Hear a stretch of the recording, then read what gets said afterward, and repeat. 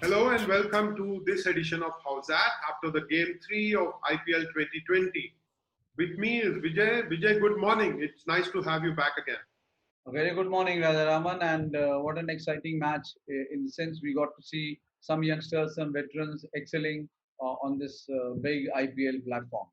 Royal Challengers Bangalore, of course, managing to win despite batting first on a track in Dubai, scoring 163 for 5 and then stopping Sunrisers Hyderabad at 153 in 19.4 overs. Full credit to the Royal Challengers Bangalore bowlers, but also there was an implosion from the Sunrisers Hyderabad batsmen. There was some exciting batting that we got to see. Devdutt Padikkal, for example, coming off as a bright prospect. Of course, we have seen him around in domestic cricket. And then AB de Villiers playing a fabulous knock at the end for Royal Challengers Bangalore. And Johnny Bairstow playing a good knock for Hyderabad along with Manish Pandey. But then Chahal and Shivam Dube picking up wickets along with Navdeep Saini for the Royal Challengers Bangalore. It was a complete package. You had a youngster like Padikkal making his mark on the big stage. Then you had de Villiers, veteran batsman, telling these youngsters that he still has a lot of fire left in him. Then you had pace in the shape of Navdeep Saini. He was rattling and beating them by speed. And then you had Yuzvendra Chahal, who was using all the craft in a T20 situation where he's trying to set up the batsman in such a short time. So it had everything. And like you said, yes, there was a good knock from Pandey, there was Bairstow, there was a lot of excitement, good catches, dropped catches, good fielding. So it was a complete package of some brilliant cricket. Vijay, one of the most striking aspects for me last night was how the Royal Challengers Bangalore bowlers bowled with a wet ball. I think full credit to them because there was Aaron Finch who came for the press conference at the end of the game, spoke about a lot of dew that fell on the Dubai ground and gave credit to the bowlers for doing really well with a wet ball. It's a great question. I asked him out there, how does he hold the ball properly? He said it's a bit more difficult, but he's practiced with it a lot. He's very experienced in international cricket where you're playing in a lot of conditions where there's heavy dew as well. So he's the ultimate professional and he got the job done under pressure, which was outstanding. I mean, they have been practicing with the wet ball because they know the dew is going to be a factor when you bowl in the second innings. And it's a very professional cricket world now. I mean, there are a lot of analysis. They have different departments taking care of different aspects of the games. We'll stick with the Royal Challengers Bangalore bowlers effort, Vijay, and then get to the rest of the game because it was perhaps the highlight of the night for me. Of course, there was some very good batting effort, but the bowling by Yuzvendra Chahal, Navdeep Saini, and Shivam Dube, I think all three of them showed great craft in handling the wet ball. And then to overcome the 48 runs that Umesh Yadav leaked in his 4 overs, I thought that was very, very creditable effort from the Royal Challengers Bangalore bowlers. Very creditable. Navdeep Saini, Rajaraman, we have watched him from the time he made his debut at the Roshanara ground. I mean, he has only improved, I must say, with every season. And credit to Gautam Gambhir for promoting this fast bowler. And yes, you talked about Shivam Dube. He is again a prospect for the future. But Chahal continues to impress me. You know, he has the tendency to go for wickets. He's not the one who's trying to contain you. He looks to take wickets. And he said yesterday that he knew it was his last match, last over, I'm so sorry, and he had to get a wicket and he got Bairstow trying to play that shot. He tempted him and then to get the next batsman, Vijay Shankar, with a googly. So he has so many tricks up his sleeves, and the fact that he has the heart to bowl it. I'm sure you need a big heart to experiment in a T20 match in that situation. And then, of course, he had the captain's backing, as he always does. And that brings me to Virat Kohli. I thought he handled his resources exceptionally well last night. To give off-spinner Washington Sundar just 1 over and then manage the rest of the 19 overs with Yuzi Chahal and the faster bowlers. And then bringing on Shivam Dube to bowl three very critical overs in the end.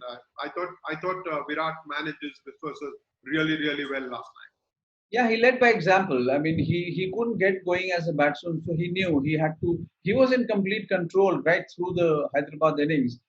The way he handled Shivam Dube, yes, I mean he's been observing him for a long time, and then getting Saini to go flat out. Or he was backing him. If you see, every time he beat the bat, there was a lot of encouragement coming from Virat, and that's the way Virat leads. He has to. He wants the bowlers to be aggressive. He himself believes in aggression, yes, without crossing the line. And yesterday we saw some glimpses of his captaincy, which I'm sure we're going to see much more of it as the tournament progresses. You spoke about his batting. He was not able to get off to a decent start. He wasn't able to play his shots, and then the first big shot that he attempted, he got out. But there were other things, other batsmen from whom he could draw hard. There was, of course, Devdutt Padikkal, and there was A.B. de Villiers. And then at the two ends of the innings, and then you had Aaron Finch playing a calming role at the start of the innings as well. Yes, but if I have to pick uh, from last night's game, I mean, the one batsman, I'll definitely pick Devdutt Padikkal because some of us we know who follow domestic cricket. He's been around for 2 seasons now, and he's come through the ranks. A lot of junior cricket in Karnataka, and for him, it was a good learning process. I mean, he made a huge impact, and I'm sure he's only going to grow from here because he has the talent. We saw it last night. He has all the shots, and the fact that he was able to adapt. He never. What I liked about his, he was willing to play his shots. You look at his back lift, look at his finish. The flourish of the bat is what I think I'll remember from this game. I was particularly impressed by how he handled the low bounce, Vijay. It was not the bouncy track of the night before. Uh, there was low bounce, and for a tall lad, he adapted pretty well and was able to play his shots nevertheless.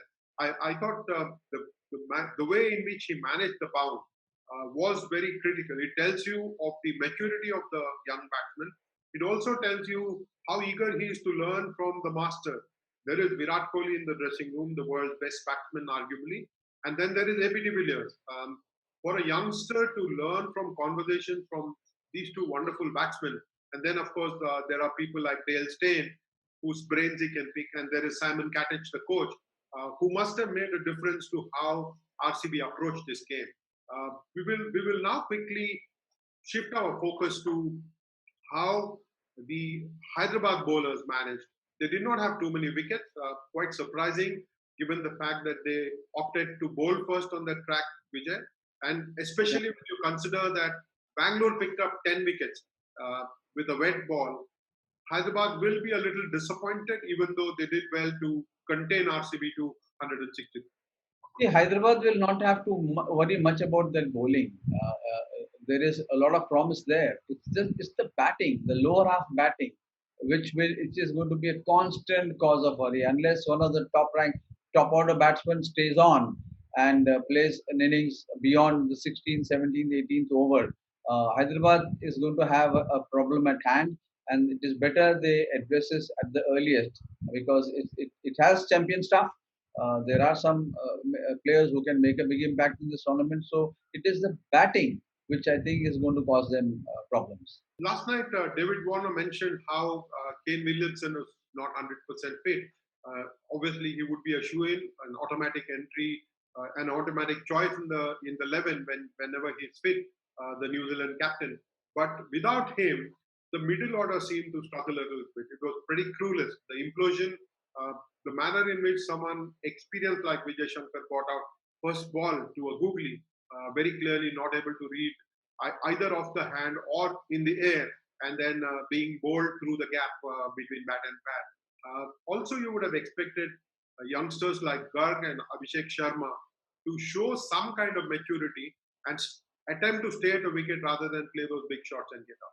Yeah, Abhishek, you keep an eye on Abhishek. He is an awesome talent. He will definitely come up with some big innings at some point in this tournament.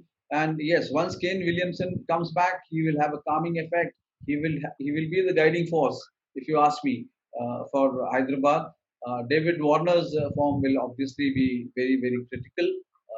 He got out to. I mean, his wicket was unfortunate last night. But otherwise, he's the one who could have. He has the capability of finishing the game on his own. So there is not much of worry for Hyderabad as far as bowling is concerned. Like I said, I'll repeat, it is the batting which once Warner gets going, Williamson comes back, they will have a good time. Also, I think last night it was unfortunate that Mitch Marsh got injured and Hyderabad was left a bowler shot, in fact, and a batsman shot. Because he made that gallant effort to come towards the end of the Hyderabad innings and on a hobbling foot, and then try and play that big shot. Unfortunate for Hyderabad that they lost Mitch Marsh very early in the match. They have middle order problems. There is no doubt about that. But Vijay, one important thing that that came to me at the same stadium, we got to see different kinds of bounce.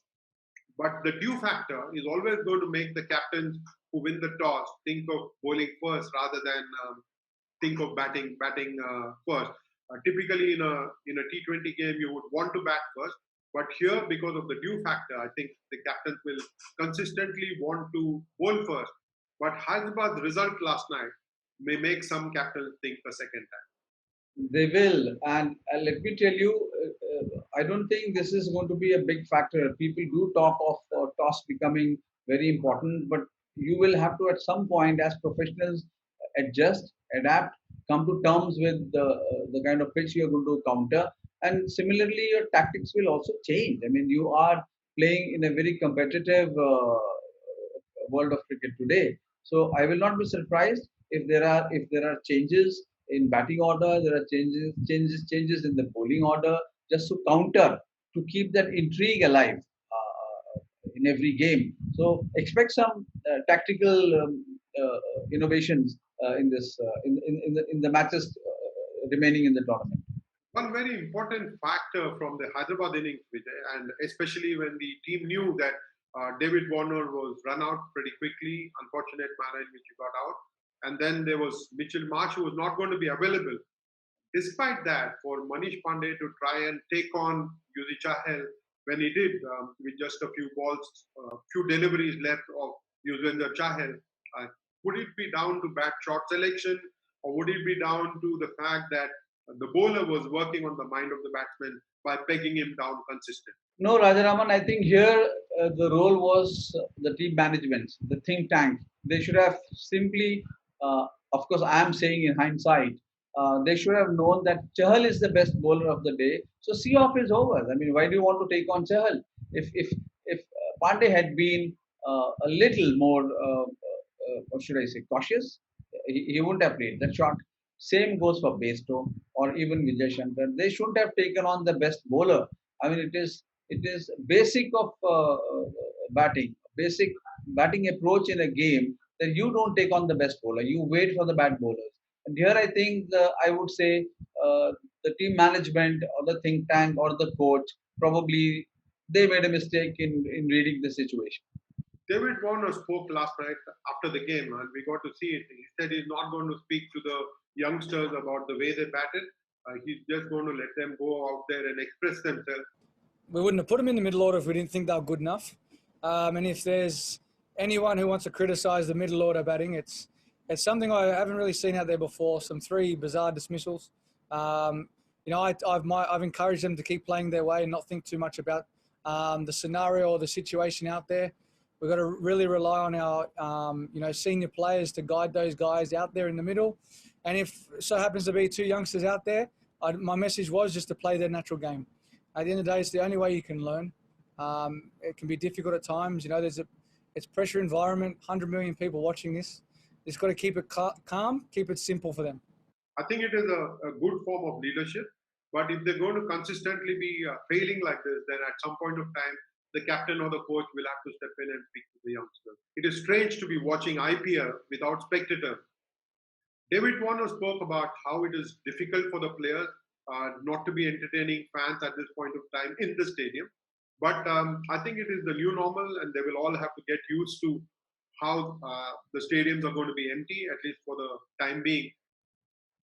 It works either way. I mean, spectators can put pressure on you, and here, obviously, when you go out, you feel a little light. There is no audience, but at the back of your mind, you know there are millions watching the game on television. So they will get adjusted to this new normal because it is not just the IPL.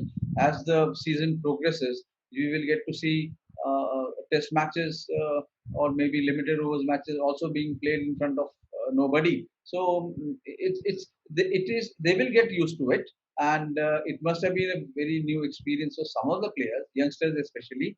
But they also love it that there is at least no added pressure from the audience. I think in general with cricket, you miss the fans, the spectators. You know, we play this game to put on a show for them, and hopefully they can come and watch us. And obviously, unfortunate at the moment in these unprecedented times, but you know we have to thank and credit all the people behind the scenes to get this up and running. We know how tough it is to get over 3,000 people into one country and have I think over 15 biosecurity bubbles. It's an amazing effort, an amazing achievement, and we're extremely grateful that we're able to actually play this game. Vijay, to me, it comes across as weird that the IPL management is playing some kind of audience sounds in the stadium, recorded from last year, of course. Some artificial intelligence being used. I could hear chants of ABD, ABD last night. Um, I don't know how the players are going to get used to sound coming in without spectators. It's going to be a challenge for the players. I think the whole idea is to try and create an environment. But then it comes across as pretty weird. I wonder how the players themselves are taking to it. If they're able to shut their minds off the sound that are coming from the audio systems in the stadium. It might be a great idea for television audiences to hear that, but to be replicating that sound inside the stadium, the sound of cheer, the sound of disappointment. Uh, I think they should get used to the sound of silence rather than some kind of artificial sound that are being produced and played by. It's almost like background music that's playing while cricket is being played. I don't know if it is a great idea. What are your own thoughts, Vijay? I think you can try it with the TV audience where you don't have to show the stand and just play the noise. So you might somebody who's watching the match on television will feel, oh my God, it's a very packed ground. But players know it. Players once they enter the stadium, they know there is nobody around, and all this sound is. I don't think they're going to get impacted by this, and they're not even bothered about what kind of noise and where is it coming from and what kind of sounds are coming. Their focus entirely is on the game, on the ball and the bat. So, sound broadcasters are trying something different. Let them try it for the TV audience, but I'm not at all amused. But we can't finish this show without speaking about the match tonight. It's going to be Chennai Super Kings versus Rajasthan Royals. We haven't seen the Kolkata Knight Riders take center stage yet, but this match between Chennai Super Kings and Rajasthan Royals does promise to be just as exciting as the three previous games. Definitely, I want to see how Shane Warne is going to prepare what he has told the Rajasthan team, winners of the first IPL. I hope we get to see a good game because Chennai Super Kings has got into the flow, and it's for Rajasthan Royals to show us whether they are as well prepared for this tournament as they have been in the past. I think they're going to miss out on two very crucial players. Ben Stokes hasn't joined the team yet, and Josh Butler is still in quarantine and not going to be available for this game. So that does reduce the strength of Rajasthan Royals. But I think this is a team that has gotten used to such setbacks every now and then, especially at the start of the season and having to play without some player. But with Steve Smith having recovered from that concussion and from fever, it does look like they will have a classy batsman at the top of the order. Yeah, and imagine if you have a batting lineup where you have Josh Butler, Steve Smith, and Ben Stokes. I mean, I pity the bowlers if these three get going, and then the brain of Shane Warne, who will be guiding the bowlers right through. It is the team to watch. Yes, we know every team has its strengths, but here these three players, whom I mentioned, are going to be the key factor. Someone like Jaydev Unadkat has been a star on the domestic circuit for some time now. Bowled well in IPL last time. I think he's going to be a player to watch, even though there are bowlers like Jofra Archer for Rajasthan. Jofra Archer is going to be very exciting, and Unadkat, yes, he is a very experienced bowler in IPL now. I mean, after having bowled superbly in the domestic circuit last season, you can look forward to Unadkat to perform well here also, even though it's 4 overs game for him in every match, but expect him to do well. Right, the game is going to be played in Sharjah, and we know that the pitch is going to be lower than any that we have seen. So, a score of what 150 might be a winning score here. Yes, I mean Sharjah is going to be very different from the other two grounds. Even otherwise, traditionally it has offered less bounce. I think the bowlers will have a better role to play, but every innings, every big innings by a batsman will have to be cherished because it will be coming in very difficult circumstances. Thank you very much, Vijay, and I hope to catch up with you tomorrow morning after this game to be talking about the nuances of the game between Chennai Super Kings and Rajasthan Royals. As always, it has been fun being with you. Yeah, thank you very much. See you tomorrow.